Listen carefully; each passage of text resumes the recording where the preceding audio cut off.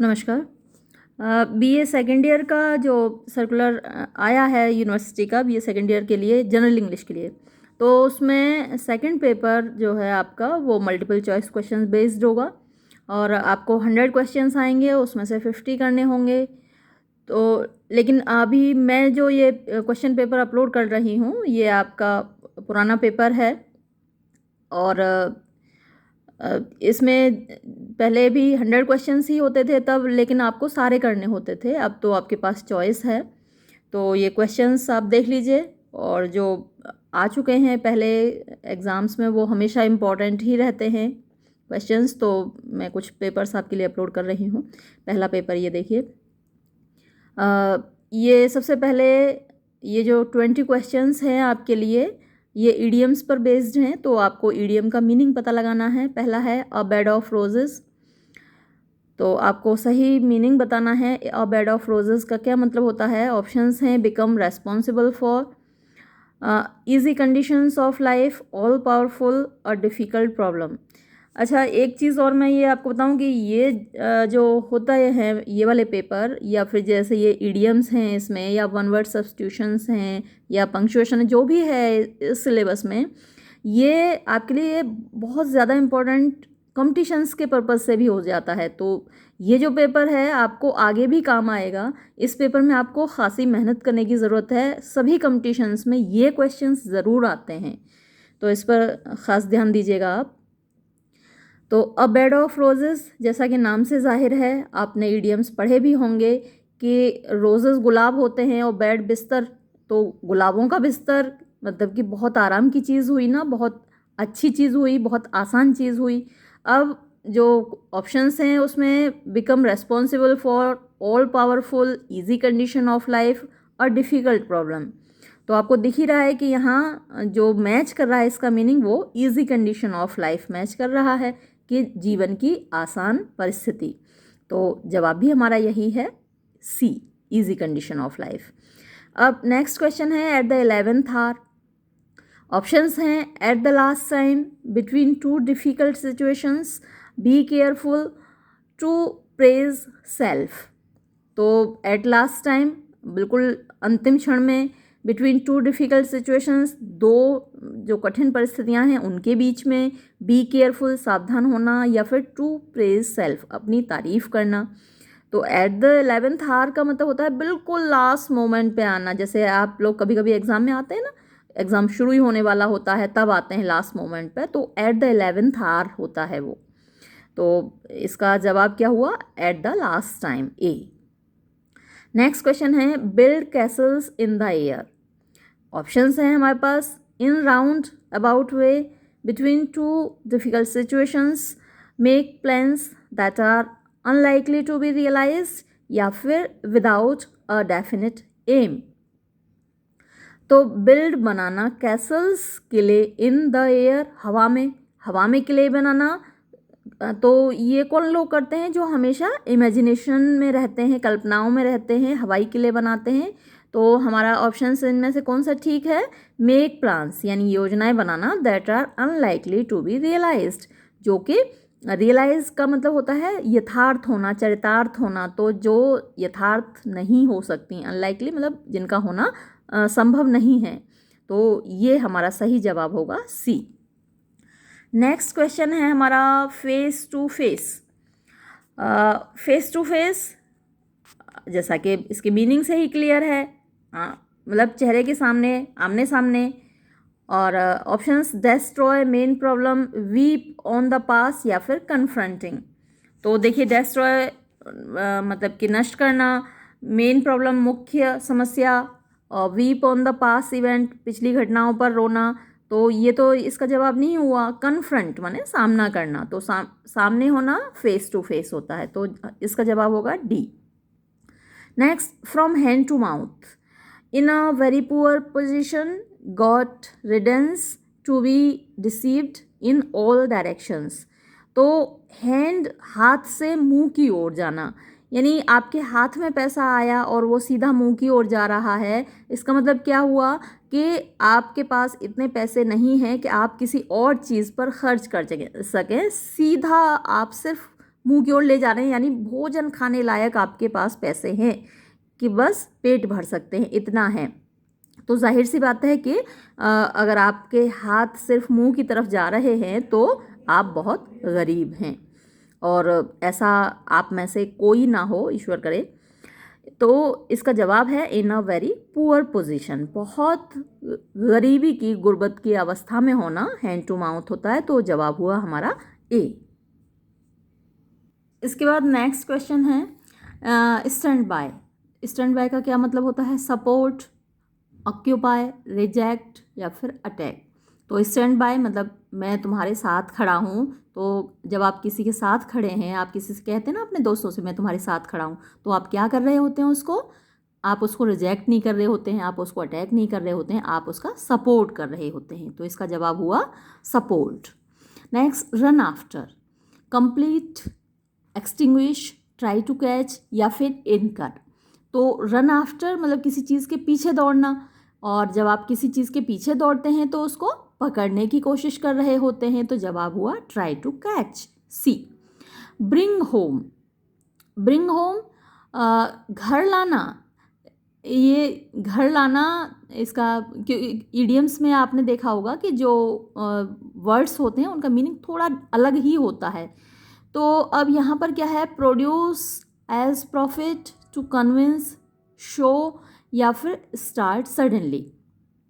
तो bring home का मतलब होता है समझाना या दिखाना। जैसे कि जो फेबल्स हैं वो बच्चों को सुनाई जाती हैं, उनको एक मॉरल मैसेज देने के लिए, to bring home a moral message, ऐसे हम उसको यूज़ करते हैं ईडियम को।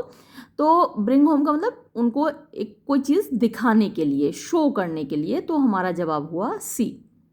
हालांकि कन्विंस भी हो सकता है, कन्विंस मीन्स भी विश्वास दिलाना होता है, लेकिन वो कहानी के माध्यम से उनको कोई चीज़ दिखाई जाती है कि बेटा अगर खरगोश की तरह सो जाओगे तो कछुआ भी आगे निकल जाएगा। आप कितने भी इंटेलिजेंट हैं, खरगोश की तरह तेज़ दौड़ने वाले हैं, लेकिन अगर रास्ते में सो गए तो कछुआ आपसे आगे निकल जाएगा। तो ये शो करके उस कहानी के माध्यम से बच्चों को जो मॉरल लेसन है वो ब्रिंग होम मतलब कि उनको दिखाया जाता है। तो ये जो जवाब सी वाला सबसे अच्छा है।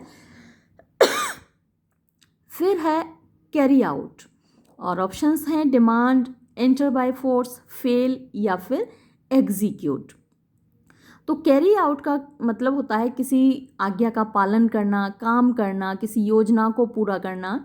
तो यहाँ पर जो 4 ऑप्शन हमारे पास हैं उनमें से कैरी आउट का जो मीनिंग है वो एग्जीक्यूट से निकलता है। कैरी आउट, जब हमको किसी ने आज्ञा दी और आपने उसका पालन किया तो वो भी कैरी आउट होता है, या फिर आपने कोई योजना बनाई और उस योजना पे काम किया, वो भी कैरी आउट होता है। तो एग्जीक्यूट इसका सही जवाब है।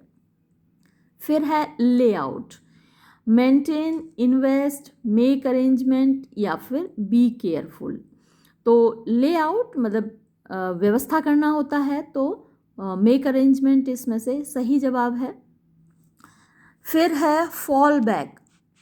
फॉल बैक ऑप्शंस हैं रिट्रीट, एग्री, डिमिनिश या फिर फेल। तो फॉल बैक वापस आना, और रिट्रीट इसका यही मीनिंग है। तो आंसर हुआ हमारा ए। नेक्स्ट क्वेश्चन है लुकअप, और ऑप्शंस हैं इसका मीनिंग डेमोलिश, अंडरस्टैंड, रिमूव या सर्च फॉर। तो डेमोलिश जैसे किसी मकान को ध्वस्त किया जाता है, डेमोलिश मीन्स ध्वस्त करना होता है, अंडरस्टैंड समझना होता है, रिमूव मीन्स हटाना होता है, सर्च फॉर तलाश करना होता है। तो लुकअप हम आपसे कहते हैं ना कि lookup the word in the dictionary, हम आपसे कहते हैं कि बेटा ये जरा डिक्शनरी में तलाश करो शब्द को। तो लुकअप का मतलब होता है सर्च फॉर, तलाश करना। नेक्स्ट है सेट अपार्ट। सेट अपार्ट इसके ऑप्शंस हैं रिजर्व, एक्साइट, डिसीव या डिसमिस।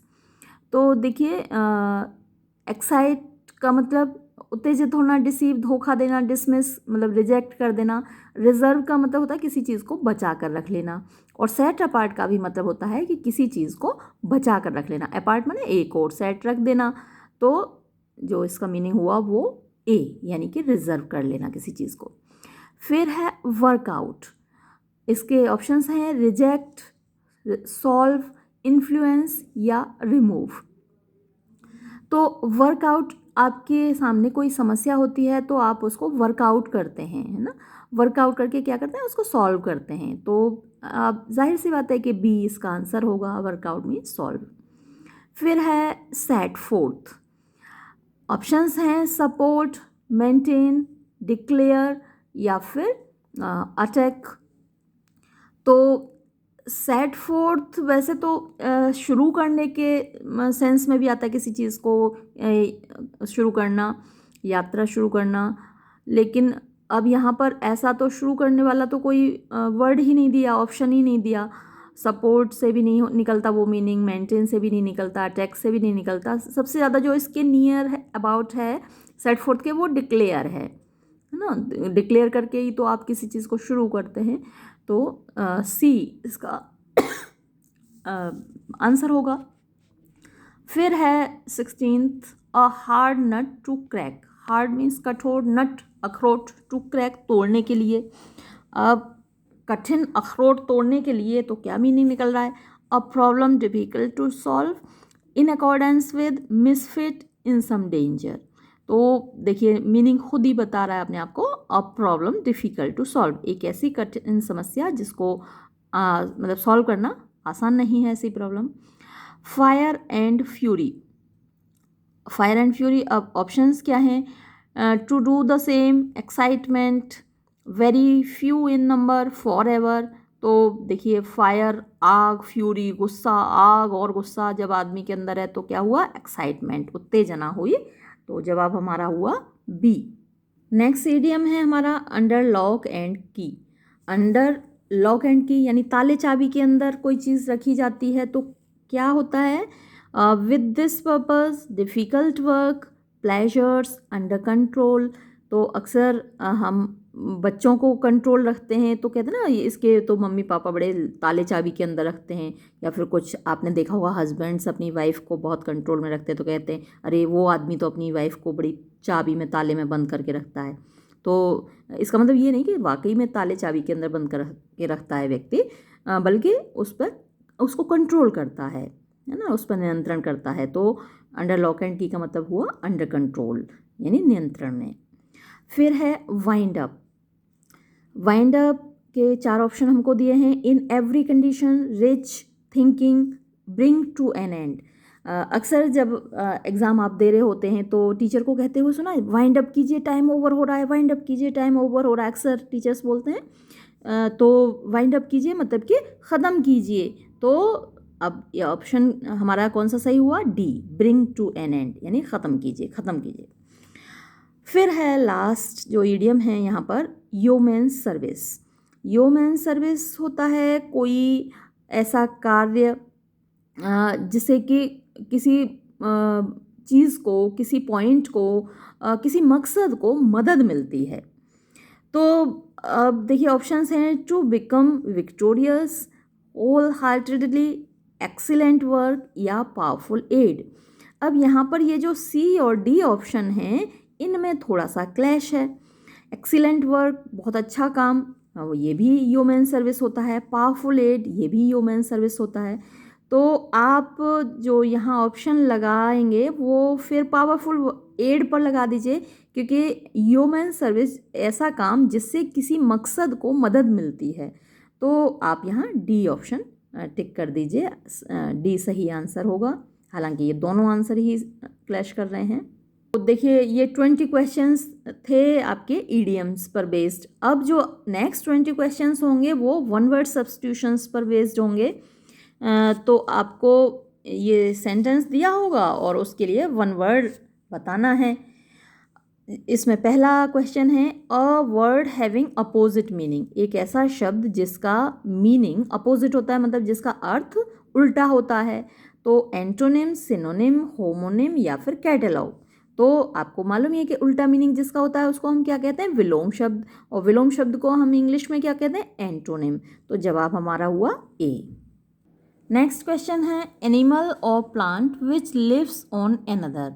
एक ऐसा जानवर या पौधा जो किसी दूसरे के ऊपर जीवित रहता है। मैट्रिसाइड, पैरासाइड, पेट्रीसाइड या फिर होमोजीनियस। तो मैट्रिसाइड तो माँ की हत्या होती है, और पैट्रिसाइड पिता की हत्या होती है। होमोजीनियस जो एक ही तरीके के चीज़ों का ग्रुप होता है उसको होमोजीनियस बोलते हैं। अब क्या बचा? पैरासाइट। पैरासाइट परजीवी होता है जो किसी दूसरे जीव के ऊपर जीवित रहता है, तो ये हुआ आंसर पैरासाइट। फिर है one who does not eat meat, वो व्यक्ति जो कि मांस नहीं खाता, वो कौन होता है? इंसॉल्वेंट होता है, वेटरन होता है, यूनेनिमस होता है या वेजिटेरियन होता है।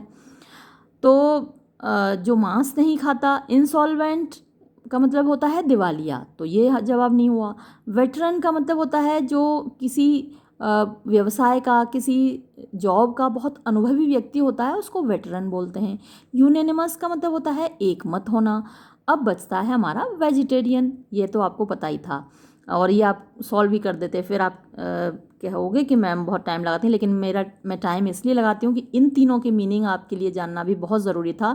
ये तीनों भी बहुत इंपॉर्टेंट हैं, अक्सर एग्जाम में आते हैं। ऐसे ही ये जो मैट्रिसाइड है, पैट्रिसाइड है, होमोजीनियस है, ये सारे वर्ड्स ही अपने आप में इम्पॉर्टेंट हैं। फिर चलिए आगे बढ़ते हैं। One who believes in the existence of God, वो व्यक्ति जो कि ईश्वर के अस्तित्व में विश्वास करता है, तो ये तो आपको मालूम ही है कि वो थीस्ट होता है। लेकिन बाकी के चीज़ों को भी तो जान लीजिए। एथीस्ट वो होता है one who does not believe in the existence of God, यानी थीस्ट का अपोजिट हुआ एथीस्ट। अब पेसिमिस्ट कौन होता है? जो हमेशा ये सोचता है कि आधा गिलास खाली है, यानी निराशावादी, वो पेसिमिस्ट होता है। ऑप्टिमिस्ट इसका अपोजिट होता है, यानी आशावादी होता है। तो हमारा ये जो जवाब है वो तो है थीस्ट। फिर नॉट सुइटेबल और क्वालिफाइड फॉर अ पोजीशन, तो जो व्यक्ति सुइटेबल नहीं है, यानी उपयुक्त नहीं है, क्वालिफाइड नहीं है, योग्य नहीं है फॉर अ पोजीशन, एक पद के, तो उस व्यक्ति को हम क्या बोलते हैं? इनएलिजिबल, इनफॉलिबल, एलियन या फिर नोटोरियस। तो देखिए, इनएलिजिबल वो व्यक्ति होता है जो क्वालिफाइड नहीं है किसी पोस्ट के लिए, और एलिजिबल वो व्यक्ति होता है जो किसी पोस्ट के लिए क्वालिफाइड है। तो इसका अपोजिट एलिजिबल होता है। अगर यहाँ पर होता नॉट नहीं लगा होता ये, तो इसका जवाब एलिजिबल होता। अब क्योंकि नॉट लगा है तो इसका जवाब हुआ इनएलिजिबल, वो व्यक्ति जो किसी पोस्ट के लिए क्वालिफाइड नहीं है। लेकिन इनके मीनिंग भी देख लीजिए आप, बहुत इंपॉर्टेंट है ये वर्ड भी। इनफॉलिबल, वो व्यक्ति जो कभी गलती नहीं कर सकता, one who can never commit a mistake, तो वो इनफॉलिबल हुआ। एलियन विदेशी होता है, और नोटोरियस फेमस का अपोजिट होता है। फेमस किसी अच्छे काम के लिए प्रसिद्ध व्यक्ति होता है, उसको विख्यात बोलते हैं, और जो किसी बुरे काम के लिए प्रसिद्ध व्यक्ति होता है उसको हम कुख्यात बोलते हैं। तो नोटोरियस वो कुख्यात होता है। फिर next question, a child born after the death of his father, एक ऐसा बच्चा जो कि अपने पिता की मृत्यु के बाद पैदा हुआ हो। ऑप्शंस हैं पेडेस्ट्रियन, वेटरन, हिपोक्राइट, पोस्थुमस। तो पेडेस्ट्रियन का क्या मतलब होता है? पैदल यात्री। वेटरन का मतलब अभी मैंने आपको बताया, जो व्यक्ति अपने किसी व्यवसाय में बहुत अनुभवी होता है वो वेटरन कहलाता है। हिपोक्राइट कौन होता है? पाखंडी, जो होता कुछ और है दिखाता कुछ और है। और पोस्थुमस कौन होता है? वो बच्चा जो अपने पिता की मृत्यु के बाद पैदा हुआ, वो पोस्थुमस चाइल्ड होता है। ऐसे ही अगर कोई बुक किसी लेखक के मरने के बाद पब्लिश हुई है तो वो बुक भी पोस्थुमस कहलाती है। तो ये सिर्फ बच्चा नहीं बल्कि बुक भी होती है।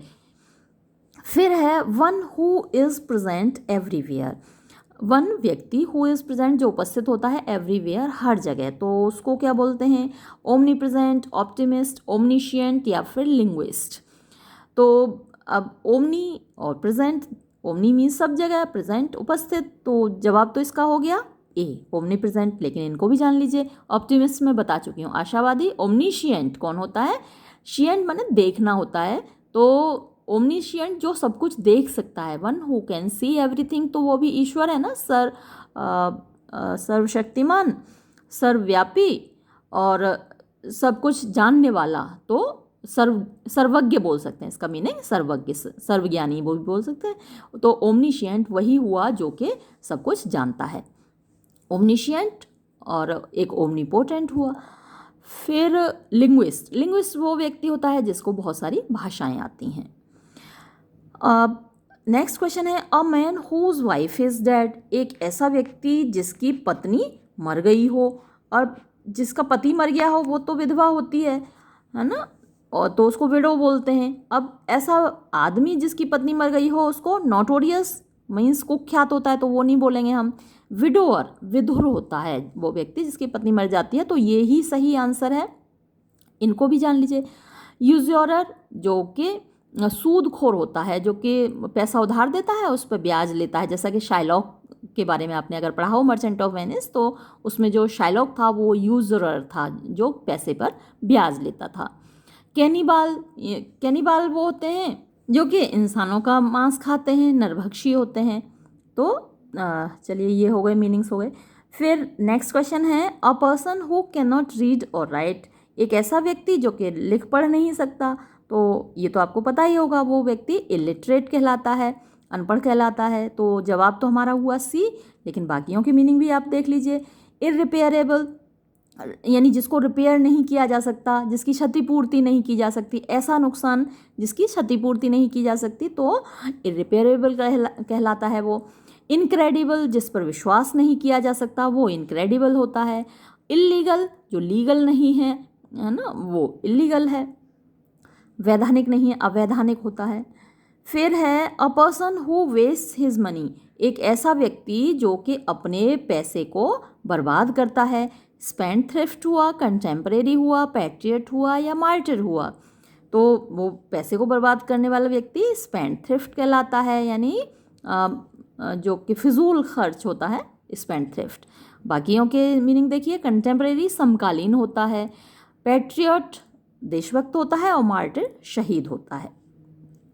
फिर है one who leaves his country to settle elsewhere, one वो व्यक्ति हु लीव्स जो छोड़ देता है, हिज कंट्री अपना देश, टू सेटल एल्सवेयर दूसरी जगह सेटल होने के लिए, तो उसको क्या बोलते हैं, ये तो आप जानते हैं, एमिग्रेंट होता है, प्रवासी। अब ये तो हुआ हमारा आंसर सी, और बाकियों की मीनिंग भी आप जान लीजिए क्योंकि ये वर्ड्स भी बेहद इंपॉर्टेंट हैं। कॉस्मोपॉलिटन, एमिसरी और स्टोइक। कॉस्मोपॉलिटन वो व्यक्ति होता है जो कि सारे संसार को अपना देश मानता है ना, तो संसार को जो प्यार करता है वो कॉस्मोपॉलिटन होता है। फिर एमिसरी कौन होता है, गुप्तचर होता है, भेदिया होता है। और स्टोइक कौन व्यक्ति होता है, जो सुख दुख में एक समान रहता है, जिसे ना सुख में खुशी होती है ना दुख में वो गमज़दा होता है, तो वो स्टोइक हुआ। नेक्स्ट क्वेश्चन है a state of being unmarried, a state यानी परिस्थिति, condition of being unmarried means अविवाहित होने की कंडीशन, तो वो क्या है, एवियरी है, सेलिबेसी है या अमेटियर है या फिर मेडन है। तो condition of being unmarried celibacy कहलाती है, ब्रह्मचर्य सेलिबेसी। और बाकियों की मीनिंग देखिए, एवियरी वो जगह होती है जहाँ पर पक्षी रखे जाते हैं, पक्षी विहार को हम एवियरी कहते हैं। अमेटियर क्या होता है, जब कोई व्यक्ति बिना सैलरी के काम करता है, अवैतनिक कहलाता है, वेतन नहीं लेता, काम करता है, तो उसको अमेटियर बोलते हैं। मेडन मीन्स कोई काम जो पहली बार किया जाता है, जैसे आपने पहली बार स्पीच दिया तो वो आपका मेडन स्पीच कहलाएगा। फिर है a person who looks at the dark side of things, एक ऐसा व्यक्ति जो चीज़ों की डार्क साइड देखता है। तो डार्क साइड देखने वाले व्यक्ति के बारे में मैं पहले बता चुकी हूँ आपको, ऊपर आया था एक जगह। तो वो कौन व्यक्ति होता है, उसको निराशावादी बोलते हैं, चीज़ों की डार्क साइड ही देखता है हमेशा, आधा खाली ग्लास उसको दिखाई देता है। तो ऑप्शंस हमारे पास क्या क्या हैं, ऑडियंस, स्पेक्टेटर, फास्टिडियस या फिर पैसिमिस्ट। तो मैंने आपको बताया था ना, ऑप्टिमिस्ट और पैसिमिस्ट। ऑप्टिमिस्ट होता है आशावादी, पैसिमिस्ट निराशावादी। तो जवाब हमारा हुआ डी।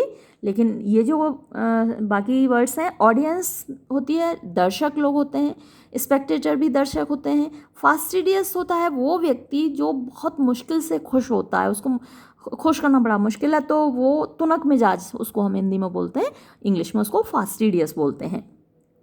फिर है a thing that kills germs, एक ऐसी चीज़ जो कि कीटाणुओं को मारती है, वो क्या है, पेनासी है, जर्मीसाइड है, सेप्टिक है या फिर ओरेटर है।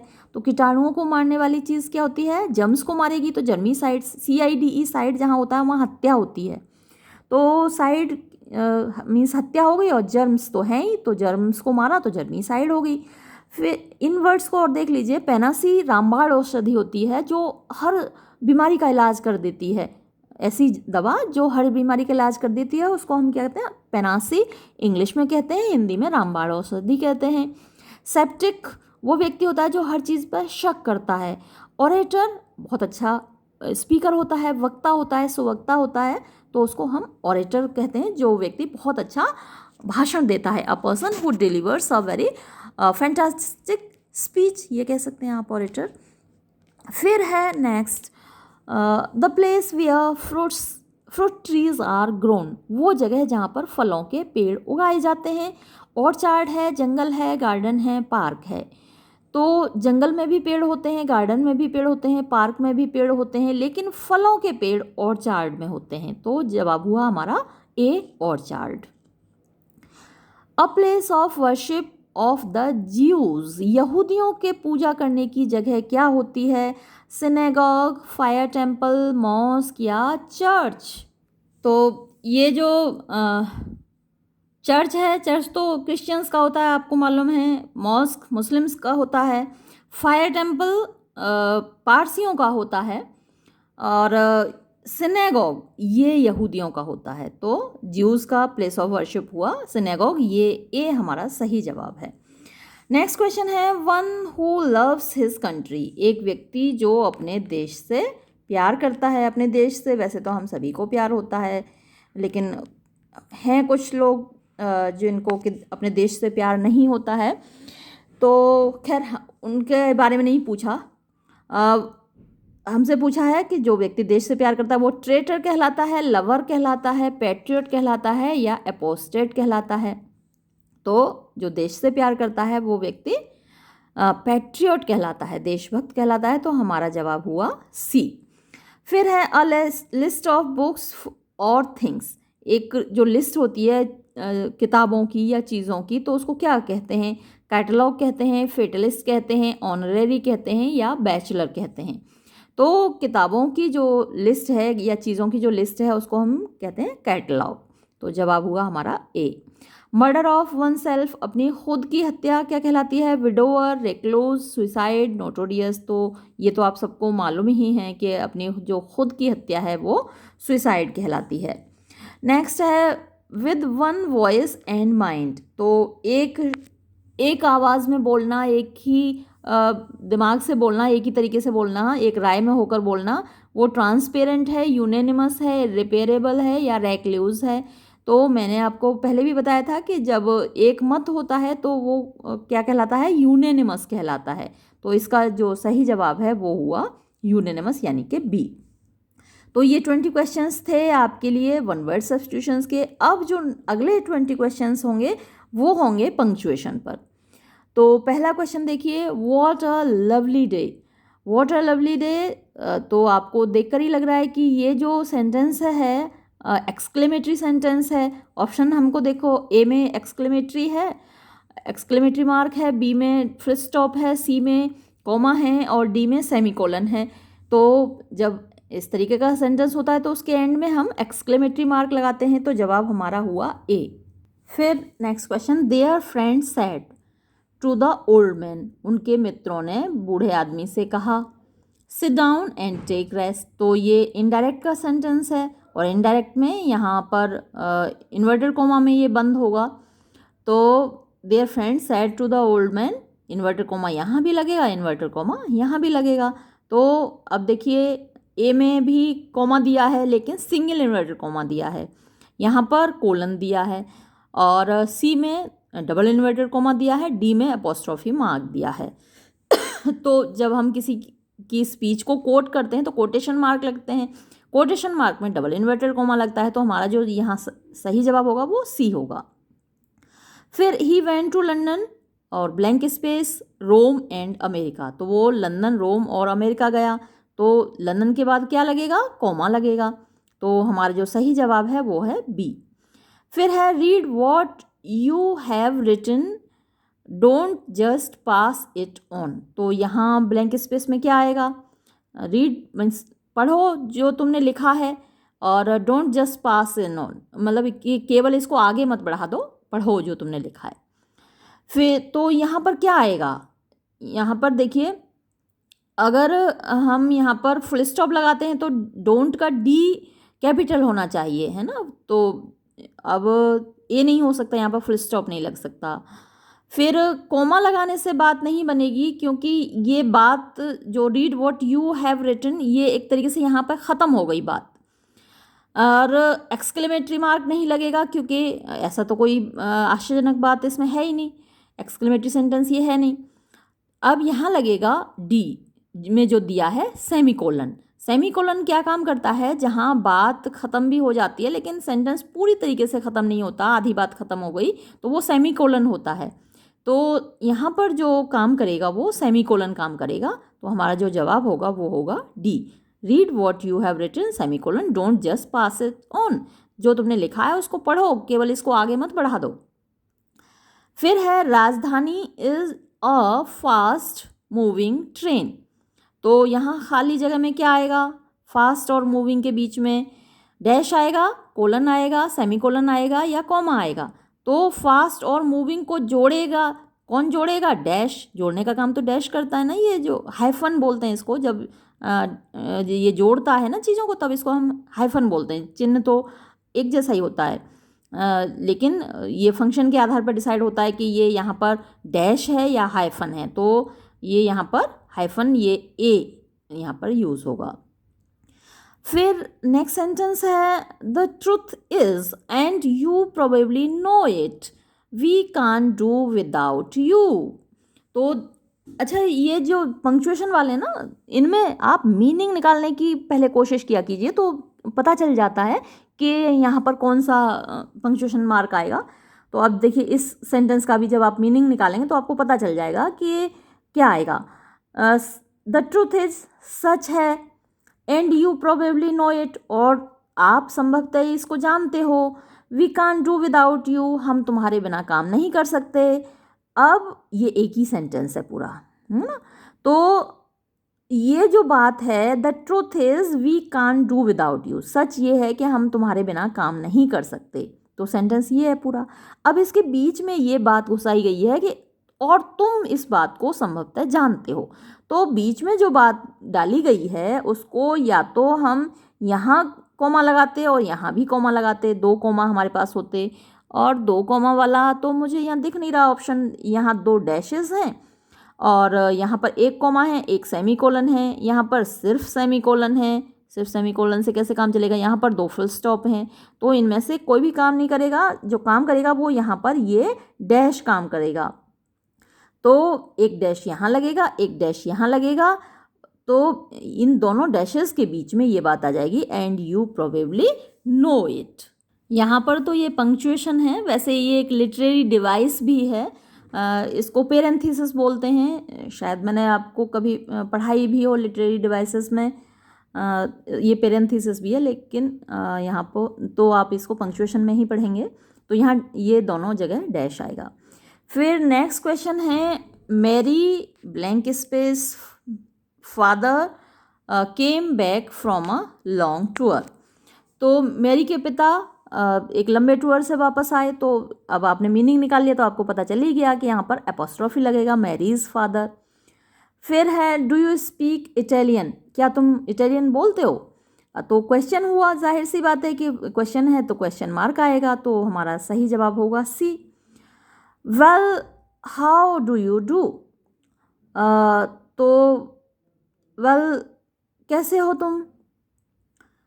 अब देखिए यहाँ पर वेल पे आप फुल स्टॉप प्लस एपोस्ट्रोफी या फिर सेमीकोलन और फुल स्टॉप, और सी में दिया है एपोस्ट्रोफी नहीं exclamatory mark plus question mark, और डी में दिया है कोमा और फिर क्वेश्चन मार्क। तो आप इसमें क्या लगाएंगे, ये देखिए एक तरीके से कोई आपसे मिला है ना, सामने से आके कोई मिला तो आप अच्छा आप कैसे हैं, है ना। तो जो वेल आप एकदम से अचानक से बोले ना, तो यहाँ पर आप एक्सक्लेमेटरी मार्क लगा दीजिए। हाउ डू यू डू, आप कैसे हैं, तो यहाँ आप क्वेश्चन मार्क लगा दीजिए। तो यहाँ जो जवाब होगा ये सी होगा, अच्छा आप कैसे हैं। तो ये जो सी है ये सबसे बेहतर जवाब है यहाँ पर। Girls team one the match, लड़कियों की टीम मैच जीती। तो अब ऑप्शंस देखे आपने, कोलन है, एक्सक्लेमेटरी मार्क है, डैश है या फिर एपोस्ट्रॉफी है। तो ये जो कॉमा है ना, इसको एपोस्ट्रॉफी बोलते हैं। तो ये यहाँ पर आएगा गर्ल्स के बाद, क्योंकि लड़कियों की टीम, जैसे एक गर्ल होगी तो हम कहेंगे गर्ल, फिर कॉमा लगाएंगे और उसके बाद एस लगाएंगे, तो एक लड़की का हो गया। लेकिन जब लड़कियां होंगी तो गर्ल्स में पहले ही एस लगा हुआ है, तो हम एस को रिपीट नहीं करते, उसके बाद हम ये जो गर्ल्स में एस लगा हुआ है वहाँ सिर्फ कॉमा लगा देते हैं। तो एपोस्ट्रॉफी का ये नियम है। वैसे तो हम जैसे लगाते हैं तो कॉमा प्लस एस लगाते हैं, एपोस्ट्रॉफी प्लस एस होता है। लेकिन जहाँ पहले से एस है तो वहाँ हम एस को रिपीट नहीं करते एपोस्ट्रॉफी लगाते वक्त, केवल कॉमा लगा देते हैं। तो यहाँ गर्ल्स के बाद कॉमा आएगा, तो हमारा जो जवाब है वो होगा डी। नेक्स्ट क्वेश्चन है, जेंटलमैन टेक योर सीट्स, यानी महानुभावों अपनी सीट्स ग्रहण करो। ऑप्शंस हमारे पास हैं जी, कॉमा, डैश या एक्सक्लेमेटरी मार्क। तो अब आप देख ही रहे हैं कि ये जो सेंटेंस शुरू हुआ है स्मॉल जी से शुरू हुआ है, जबकि कैपिटल जी होना चाहिए ना। सेंटेंस जब शुरू होता है तो कैपिटल से शुरू होता है, तो हमारा सही जवाब होगा ए। ये जो जेंटलमैन है ये कैपिटल जी से लिखा जाना चाहिए, तो हमारा जवाब हुआ capital G. Alas life is full of sorrows, तो अलास दुख व्यक्त करता है, अरे जीवन तो दुखों से भरा हुआ है। ऑप्शंस है हमारे पास, कॉमा है, एक्सक्लेमेटरी मार्क है, क्वेश्चन मार्क है और फिर सेमीकोलन है। तो ये अलास अपने आप में इंटरजेक्शन है, एक्सक्लेमेटरी वर्ड है, तो इंटरजेक्शन के बाद हम ये एक्सक्लेमेटरी मार्क ही लगाते हैं, एक्सक्लेमेटरी वर्ड है। तो जो हमारा जवाब हुआ बी। फिर next question, Milton the great English poet was blind, तो मिल्टन जो महान अंग्रेज कवि था अंधा था। तो यहाँ क्या आएगा, यहाँ आएगा comma, Milton the great English poet was blind. वैसे तो एक कॉमा यहाँ पोइट के बाद भी आना चाहिए, दो कॉमा के अंदर होना चाहिए, Milton the great English poet, ये दो कॉमा के बीच में होना चाहिए, लेकिन यहाँ इन्होंने दिया नहीं है। तो हमसे ये खाली स्थान में पूछा है, तो हमारा जवाब होगा C. O sweet Neelu what are you doing, अरे प्यारी नीलू तुम क्या कर रही हो। अब यहाँ पर व्हाट आर यू डूइंग, अच्छा यहाँ पर भी इनको एक वो देना चाहिए था, जैसे यहाँ ब्रैकेट दिया है ना डॉट डॉट डॉट करके, यहाँ भी देना चाहिए था। और ऑप्शंस इन्होंने दिए हैं फुल स्टॉप और क्वेश्चन मार्क, फिर एक्सक्लेमेटरी मार्क और क्वेश्चन मार्क, कॉमा और क्वेश्चन मार्क, एक्सक्लेमेटरी मार्क और फुल स्टॉप।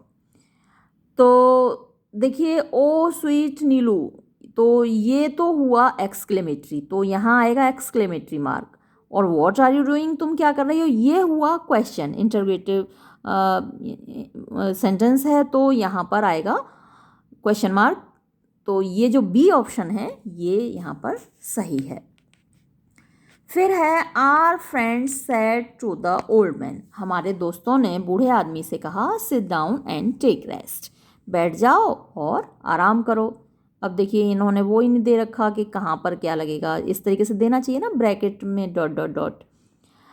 लेकिन जैसा कि सेंटेंस है तो सेंटेंस से जाहिर हो रहा है कि हमें कहाँ लगाना है। ये एक डायरेक्ट सेंटेंस है, जो डायरेक्ट इनडायरेक्ट नरेशन होते हैं। तो our friend said to the old man, यहाँ कॉमा लगा हुआ है, तो ये जो sit down and take rest ये डबल इन्वर्टेड कॉमा के अंदर आएगा, कोटेशन मार्क्स भी बोलते हैं इनको। तो ये जो सी जवाब है ये सही होगा, sit down and take rest. ये रिपोर्टिंग वर्ब हुआ our friend said to the old man, और ये रिपोर्टेड स्पीच है सिट डाउन एंड टेक रेस्ट। तो आपको मालूम ही है डायरेक्ट इनडायरेक्ट नरेशन में रिपोर्टेड स्पीच जो होता है वो इन्वर्टेड कॉमास के अंदर आता है। तो यहाँ sit down and take rest ये डबल इन्वर्टेड कॉमा के अंदर आएगा और हमारा जवाब होगा यहाँ C. Next, in the future I hope that I will be able to visit Turkey. अच्छा, इन्होंने स्मॉल आई लिख रखा है, और आई आपको पता ही है कैपिटल लिखा जाता है। इन द फ्यूचर यानी भविष्य में मुझे उम्मीद है कि हम टर्की विज़िट करने में समर्थ होंगे। तो दोनों जगह जो आई आएगा वो कैपिटल आएगा, तो हमारा जवाब है बी। जनवरी, फिर खाली जगह, February and March are always cold months. जनवरी, फरवरी और मार्च हमेशा ठंडे महीने होते हैं, तो जनवरी के बाद यहाँ कॉमा लगेगा, तो हमारा जवाब होगा ए। फिर है next question, winners in the competition are Bill in the first place, Army in the second and Jeff the third. देखिए, ये जो सेंटेंस का स्ट्रक्चर है इसके हिसाब से तो यहाँ पर कॉमा ही काफ़ी था और लेकिन ऑप्शंस में हमें इन्होंने जो दिया है, देखिए यहाँ कोलन और सेमी कोलन दिया है, बी में फुल स्टॉप और कॉमा दिया है, सी में दोनों सेमी कोलन दिए हैं और डी में डैश और कॉमा दिया है। तो ये जो सेंटेंस है इसका कहने का मतलब है कि विनर्स यानी कि विजेता इन द कंपटीशन में आर हैं बिल पहले स्थान पर, आर्मी सेकंड स्थान पर, दूसरे स्थान पर, और जेफ तीसरे स्थान पर। तो या तो यहाँ कॉमा होते, लेकिन कॉमा है नहीं, हमारे पास सेमी कोलन है ये सी वाले ऑप्शन में। तो bill in the first place यहाँ एक सेमी कोलन लग जाएगा, आर्मी इन द सेकेंड यहाँ एक सेमी कोलन लग जाएगा, एंड जेफ द थर्ड। तो इस तरीके से ये वाला जो सी ऑप्शन है ये यहाँ पर सबसे अच्छा ऑप्शन है, तो हमारा जवाब होगा सी। नेक्स्ट क्वेश्चन है, the governor general of the Indian army received a grand welcome. Options हैं हमारे, डैश है, फिर कॉमा है, फिर एक्सक्लेमेटरी मार्क है, फिर हाइफन है। तो गवर्नर जनरल एक कंपाउंड वर्ड है, तो हम गवर्नर और जनरल के बीच में हाइफन लगा सकते हैं, तो जो हमारा सही ऑप्शन होगा वो होगा डी। फिर है ही रियलाइज्ड खाली जगह of course that I was not pleased. Option हमारे पास हैं फुल स्टॉप और आई कैपिटल, कॉमा और आई कैपिटल, कोलन और आई कैपिटल, या फिर सेमी कोलन और आई स्मॉल। तो उसने महसूस किया वास्तव में कि मैं खुश नहीं था, तो ही रियलाइज्ड यहाँ पर कॉमा लगेगा, of course that I capital बनेगा। तो यहाँ पर जो सही ऑप्शन है हमारे पास वो है बी, क्योंकि ए में तो इन्होंने फुल स्टॉप और आई कर दिया, तो रियलाइज के बाद फुल स्टॉप तो लगेगा नहीं, सेंटेंस ख़त्म नहीं हुआ, कोलन भी नहीं लगेगा और सेमी कोलन भी नहीं लगेगा, ये बी सबसे अच्छा ऑप्शन है। अब जो नेक्स्ट आपके 20 क्वेश्चंस होंगे वो सीवी राइटिंग पर होंगे। सीवी राइटिंग पर मैं पहले भी अपलोड कर चुकी हूँ बीए पार्ट 1 वालों के लिए। तो देखते हैं, the purpose of CV is, CV का उद्देश्य क्या होता है? To appear in interview, to go for a journey, to learn how to write, या टू कम्युनिकेट। तो सीवी का जो उद्देश्य होता है इंटरव्यू में अपीयर होना होता है, तो हमारा जो जवाब होगा वो ए होगा। आप किसी जॉब के लिए लिखते हैं, अपना सीवी भेजते हैं, सीवी उनको पसंद आता है तभी तो वो इंटरव्यू के लिए कॉल करते हैं, तो यही आपका उद्देश्य होता है कि आपको इंटरव्यू के लिए कॉल किया जाए, तो जवाब ए होगा। सीवी में भी डिवाइडेड इनटू, सीवी को कितने पार्ट्स में बांटा जा सकता है? 3 पार्ट्स, 4 पार्ट्स, 5 पार्ट्स, 2 पार्ट्स। तो सीवी के ऊपर मैं पहले भी 2 वीडियो बना चुकी हूँ, एक में मल्टीपल चॉइस क्वेश्चंस थे और एक में सीवी राइटिंग था पूरा। तो वहाँ भी मैंने आपको बताया था कि सीवी के 2 पार्ट्स होते हैं, एक तो कवरिंग लेटर होता है और दूसरा में जो आपका बायोडाटा होता है। तो सीवी के 2 पार्ट्स होते हैं, तो जवाब हमारा हुआ डी। फिर है टेक्नोलॉजिकल एडवांसमेंट्स इंट्रोड्यूस्ड। तो जो तकनीकी एडवांसमेंट हुए हैं उन्होंने क्या चीज़ इंट्रोड्यूस की है? Emailed and web CVs, typed CVs, functional CVs, combined CVs. तो देखिए, जो टाइप्ड सीवीज़ थे वो तो पहले भी टाइपराइटर तो बहुत पुराना है, बहुत पहले से है, तो टाइप्ड सीवीज़ तो पहले भी थे। फंक्शनल सीवी वो भी पहले थे। कंबाइंड सीवी वो भी पहले थे। जो टेक्नोलॉजी का विकास हुआ है उसने क्या चीज़ पैदा की है, वो ईमेल्ड एंड वेब सीवीज़ पैदा किए हैं। तो हमारा जवाब होगा A. Chronological CVs contain details of. Chronological जो सीवी होते हैं उसमें डिटेल किस चीज़ की होती हैं? Candidates professional experience, candidates world experience, candidates life या कैंडिडेट्स एकेडमिक लाइफ। तो जो मेरा पिछले 2 वीडियो थे उसमें सीवी पर हमने जब डिस्कशन किया था तो बताया था कि जो क्रोनोलॉजिकल सीवी है उसमें कैंडिडेट के प्रोफेशनल एक्सपीरियंस को डिस्कस किया जाता है। तो हमारा जवाब होगा ए। देन फंक्शनल सीवी डिस्क्राइब्स और कंटेंस। जो फंक्शनल सीवी होता है उसमें क्या चीज़ होती है, उसमें किस चीज़ का डिस्क्रिप्शन होता है? Physical personality of the candidate, candidates skill and expertise, hobbies of the candidate या फिर professional details of the candidate. तो जो फंक्शनल सीवी होता है उसमें कैंडिडेट की स्किल और एक्सपर्टीज़ का डिटेल होता है। हमारा जवाब होगा B. Combined CV follows. Combined CV में क्या होता है? Both chronological and functional format. New pattern of CV writing, candidates experience in employment, candidates personal experiences. तो हमने जब बात की थी पिछली बार सीवी पर तो उसमें हमने कंबाइंड सीवी भी डिस्कस किया था। और कंबाइंड सीवी क्या होता है? उसमें दोनों फॉर्मेट्स मिक्स कर दिए जाते हैं, क्रोनोलॉजिकल और फंक्शनल। तो जो हमारा जवाब होगा वो होगा ए। नेक्स्ट क्वेश्चन है ईमेल्ड सीवीज आर। ईमेल वाले जो सीवी होते हैं sent by hand, Saint through post, Saint through email, presented in person. तो ईमेल वाले सीवी ना तो हाथ के से भेजे जाते हैं किसी के, ना पोस्ट से डाक से भेजे जाते हैं, ना वो पर्सनली भेजे जाते हैं, वो तो ईमेल से ही भेजे जाते हैं। तो जवाब हुआ हमारा C. Web series are often used in. Web series का अक्सर प्रयोग किया जाता है ओल्ड फॉर्मेट में, क्रोनोलॉजिकल फॉर्मेट में, फंक्शनल फॉर्मेट में या फिर HTML फॉर्मेट में। तो वेब सीरीज़ का प्रयोग अक्सर HTML फॉर्मेट में किया जाता है। आंसर है डी। फिर है CV must have details of. CV में किस चीज़ की डिटेल होनी चाहिए? फैमिली की, जॉब की, फ्रेंड्स की या नेबर्स की। तो ना उसमें फैमिली डिटेल्स चाहिए आपकी, ना आपके फ्रेंड्स की डिटेल चाहिए, ना पड़ोसियों की डिटेल चाहिए, उसमें तो जॉब की डिटेल चाहिए। तो answer B. Length of CV must not exceed. Length लंबाई सीवी की किससे ज़्यादा नहीं होनी चाहिए? 10-12 पेज, 2 से 4 पेज, 8 से 9 पेज, 5 से 6 पेज। तो सीवी इतना ज़्यादा लंबा आपको नहीं करना चाहिए, वो 2 से 4 पेज से ज़्यादा नहीं होनी चाहिए। 2 पेज का हो या मैक्सिमम 4 पेज का हो। फिर है next question a candidate must detail his. एक कैंडिडेट को अपनी डिटेल देनी चाहिए जॉब एक्सपीरियंसेस की, फैमिली लाइफ की, एकेडमिक लाइफ की, पर्सनैलिटी की। तो सबसे ज़्यादा जो डिटेल्स आपका एम्प्लॉयर, जो आपका संभावित एम्प्लॉयर है, आपको जो नौकरी देने वाला व्यक्ति है उसको आपके फैमिली लाइफ से कुछ नहीं लेना, आपकी पर्सनैलिटी से कुछ नहीं लेना। एकेडमिक लाइफ से थोड़ा बहुत लेना देना है क्योंकि भाई आपका एकेडमिक्स काउंट करते हैं, लेकिन सबसे ज़्यादा जो उसको मतलब होता है वो आपके जॉब एक्सपीरियंस से मतलब होता है। जो काउंट करता है सबसे ज़्यादा आपका एक्सपीरियंस काउंट करता है, कितना काम आप कर चुके हैं, आप उसके लिए कितने यूज़फुल हैं, वो उसको इसी बात से पता चलेगा कि आपके पास एक्सपीरियंस कितना है। तो इसका जो जवाब होगा वो होगा ए।